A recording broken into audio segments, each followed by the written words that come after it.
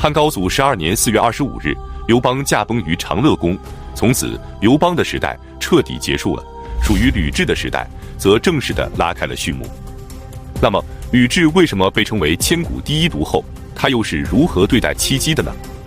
本期视频我们就一起走进戚姬被作为人质，刘盈迎娶外甥女。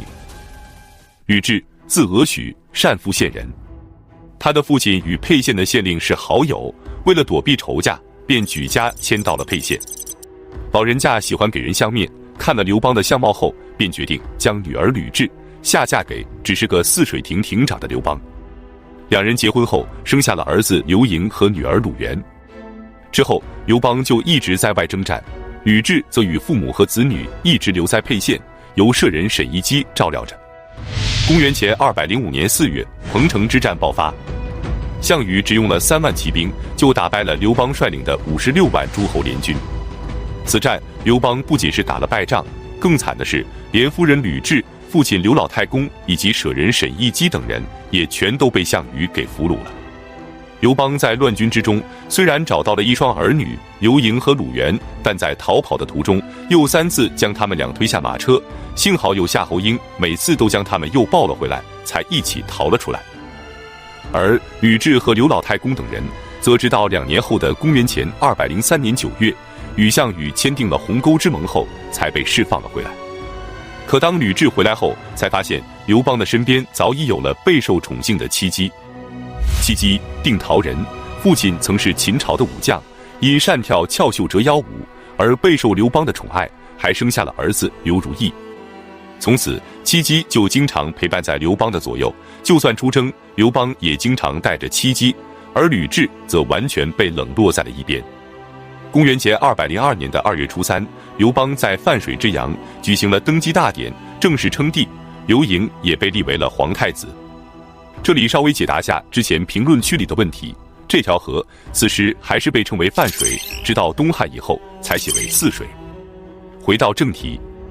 刘盈作为嫡长子，虽然被立为了皇太子，但刘邦却一直以刘婴人弱为由，多次想要废嫡立庶，重新立戚姬的儿子刘如意为太子。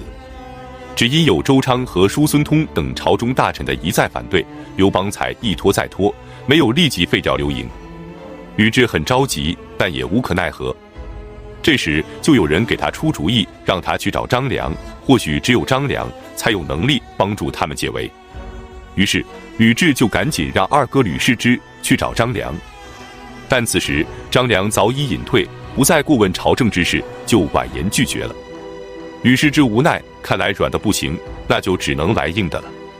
随后他就将张良劫持，硬逼着让他给太子指出一条明路。张良也不想和吕雉彻底闹翻，就给他们出了个主意，说陛下非常看重隐居于商山的4位高士，他们是齐始皇时期70位博士官中的4位，因不满秦朝的暴行而隐居于商山，人称商山4号。他们分别是东园公唐炳、下皇公崔广、齐礼记吴石、陆李先生周树。陛下曾多次派人去请他们出山，但都没有请来。如果能将他们4位请出来辅佐太子，那么陛下看到后或许会放弃改立太子的念头。于是吕雉就听从了张良的建议，让太子写了一封言辞谦恭的书信，带着大量的珠宝玉帛，配备着舒适的车辆，终于把商山4号给请来了。在一次宴会上，刘邦见有4位须发皆白的老人陪着刘盈一同出席，非常好奇。结果问了之后才知道，这4位就是他一再寻访的高士，商山4号。刘邦就问他们，我曾花重金请诸位出山，但诸位都是避而不见，现在为何又要追随我的儿子呢？商山4号回答说，陛下一向轻慢高士，臣等自然不愿自取其辱，但如今听说太子仁厚孝顺，恭敬爱事，天下之人无不期待，愿为太子效死，所以臣等便自愿前来。酒宴过后，刘邦就对戚姬说，我本想更换太子，但此时太子已经有了他们4个人的辅佐，看来太子羽翼已成，以后都难以再动他了。从此之后，刘邦再也不提废立太子之事了。公元前195年的4月25日，刘邦驾崩于长乐宫，16岁的刘盈即位，即汉惠帝。从此吕雉便以皇太后的身份独揽大权。首先，他下令将戚姬幽禁在永巷之中。永巷是宫内一条狭长的小巷，起初是宫女和嫔妃们的住所，后来逐渐成为了关押宫中女性罪犯的监狱。他让人把戚姬的头发全都剃光，脖子上给戴着铁圈，穿着囚徒的衣服，每日以舂米为苦役。戚姬就一边舂米一边唱歌：子为王，母为虏，终日冲薄暮，常与死为伍。相离3000里，当谁使告汝？吕雉知道后勃然大怒，立即让赵王刘如意返回长安。可赵相周昌知道刘如意回去一定没有好下场，却推说刘如意身体不好，不能前往。吕雉就先把周昌给调了回来，然后再派使者前去，刘如意就只能跟着回来了。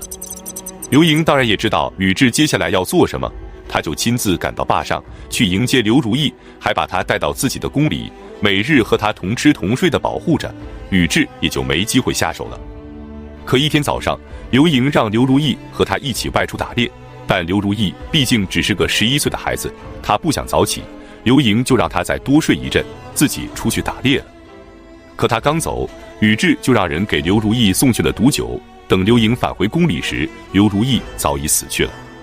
接着，吕雉让人将戚姬的手和脚全部砍断，再将眼珠子给剜掉，耳朵也被熏聋，还给喝下哑药，